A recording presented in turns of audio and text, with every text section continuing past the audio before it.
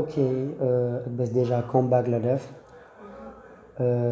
déjà ak bés comeback la def donc son bi job lu bëri je pense que génn na yaa 6 jours et puis voilà je remercie le public si que ñu nangu son bi nangu ko déglu parce que j'ai vu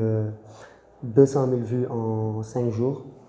donc je pense que loolu laa àndeegum maa ngi job sama beneen single pour avant fin janvier incha allah et après ñu songu mixtape incha allah je pense que ak bés loolu la andi. bon li ñu si bëgg a wax job lu bëri je pense que jarul ñu koy firi parce que leer na si nopp yi mooy liggéey lu bëri et je pense que loolu rek mooy fay donc son bi son ego trip la te ñëpp xam nañ ne ego trip tagg sa bopp def tuuti menace wane ne que ne mën nga rap donc voilà en général son bi loolu la. ok jaar-jaar bi comme ni ma koy waxee tout le temps xëy na man maa feeñ la mais am na ñu ma gën a métti fuuf est-ce que tu vois donc jaar-jaar la jàll naa fa. et puis voilà prison la woon ay problème la woon ay accident la woon ay nattu la woon mais tey yàlla jeexal na ko alhamdulilah et puis jëlee nañ ci loo xamante ne tey yokk nañu maturité tax na ñu xam fu ñuy teg suñu tànk xam suñu objectif et puis voilà. ok lu ma dul fàtte biir prison mooy li ma fa dul fàtte déjà mooy bi may ñàkk sama yaay nekk fa donc loolu laa fa dul fàtte et puis gars yi ma soutenir si biir prison bi parce que je pense que tey nit yi ma gën a jege sama life ñu ngi ci prison bi am na ñu fi nekk ci biti mais bon ñi ci gën a bëri ñu ngi ci prison bi ñi nga xam ne dañ ma taxawu bi ma koy soxla dëgg et puis nekkal ma fa donc maa ngi leen di souhaiter bu baax ñu génn foofu ñu ngi ci taxawaayu pour ñu génn fa am naa fa ay xarit yu bëri yu ma bëgg ñu libérer leen bàyyi leen donc ñu ngi ci tànk yooyu di leen ñaanal yàlla gaawal affaire yi ñu gaaw génn rejoindre ma incha allah. ok déjà génn prison Sénégal surtout Afrique dafa métti parce que dafa am fu ñu lay dëkkal dañ naan dafa bon moo tax mu nekk prison sa xarit yi ngay àndal seen ay parents dañuy méfier wu mais bon je pense que demeewul noonu génn naa prison def naa 2 fois la prison génn naa tey alhamdulilah maa ngi liggéey maa ngi gérer sama life ñeewuma ko duggul prison et puis ku duggul prison fépp fu mu am accès bu ma fa ko ëppul accès ëpp ma fa accès. donc je pense que war nañu génne loolu seen xel jàpp ne que prison loo xam ne la comme hôpital la lu mënul ñàkk la xëy na si nit des fois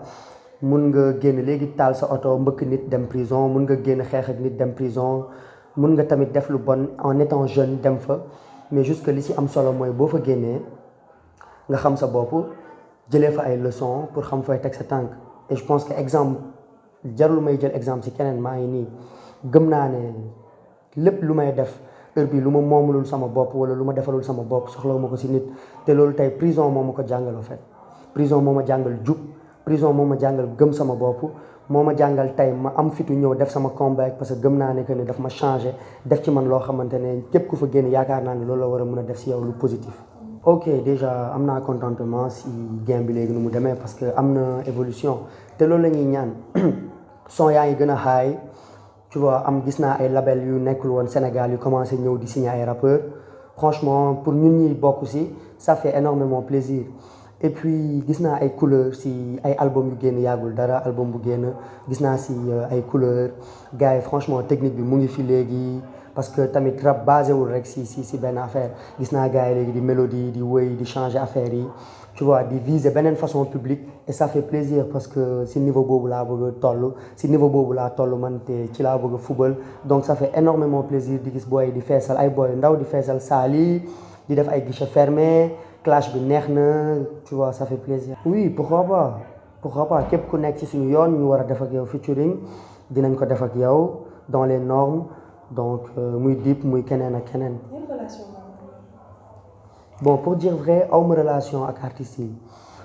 Elzo Jam Dong laa ci amal relation parce que ñoo bokk koñ je pense et puis yeneen artistes yi amuñu relation mais je pense qu'avec le temps ça va le faire ça va se faire et puis peut-être même bu ma leen xamul directement xam naa ay nit yu nekk seen entourage ak lépp donc je pense que relation bu nice la am ak ñoom et puis moom laa nar a continuer am ak ñoom bon bu loolu bëggoon naa si ñëwaat parce que def naa interview je pense ñu laaj ma ne leen Fafady ñëwul seet si ma mais aussi après loolu wax naa leen ne leen que xaw ma woon lu ko téye parce que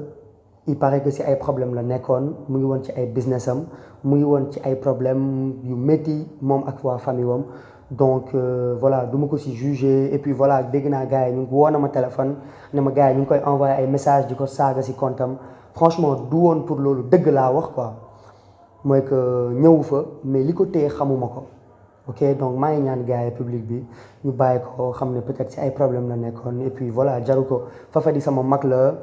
il va toujours rester un frère pour moi jàppale na ma bi ma waree jàppale naa ko aussi man tamit bi ma ko waree jàppale donc je pense que relation bu nice la ñuy continuer garder et puis loolu moo ëpp solo. oui mooy comme li ma la wax sànq képp ku nekk si parce que carrière bi affaire bi carrière la en fait ay décision la dafa am ñu nekk sama ginnaaw dafa am ñu nekk si sama entourage su nekkee ci suñu yoon dinañ def ak moom featuring. ok sama relation ak sama papa comme relation boo yëpp ak seen papa parce que voilà papa ak doom. mais bon moom dafa am fu ma tegoon parce que maa nekkoon caatam donc lépp lu ma bëgg da koy bëgg et puis voilà daf ma gâté woon et tout donc même en parlant de lui maa ngi koy ñaanal fi mu nekk yàlla na ko gënal fi mu jóge moom ak sama yaay yàlla xaare leen àjjana et puis voilà ñu xam ne que si lépp lu ñu ñaanoon yàlla ma nekk ci laa nekk tey mooy liggéey daan sama doole et puis voilà nekk ci yoon bu baax donc ci loolu laa nekk et je pense que voilà relation bu baax bu nice la amoon ak ñoom comme xale yëpp ak seen ay papa donc te aussi mère bi bu mu gaañoo may nañ ma permission pour ma dem si enterrement bi mais dama àndoon ak ay pénitencier j'étais sous escorte donc voilà métti lay def nga nekk prison ñu menotté la ànd ak yow ay pénitencier dugal la si oto andi la si jàkka boo xam ne foofu nga nar a jullee sa yaay nga gis pénitencier taxaw sa wet di la xool juste que ndax waroo daw wala waroo bouger tout armé yombul sa famille yëpp tiim la ngay denc sa yaay ñu xam ne tu es sous escorte mais après yëfu góor la mais après àdduna la dañuy xam ne ay nattu yàlla la et puis voilà dañ si jàng lu bëri comme lu may wax chaque jour daf ñuy may force pour ñu xam ñooy kan daf ñuy may force pour ñu avancer si lu ñu bëgg a avancer tey